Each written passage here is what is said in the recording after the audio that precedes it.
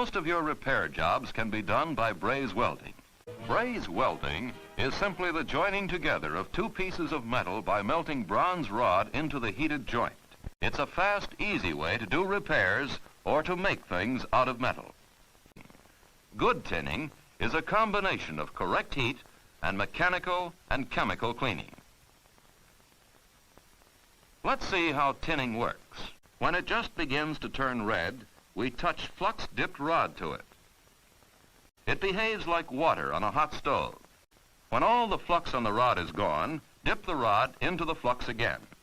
Fill in between the edges of the plates and build a bead about 1/8 of an inch above the surface.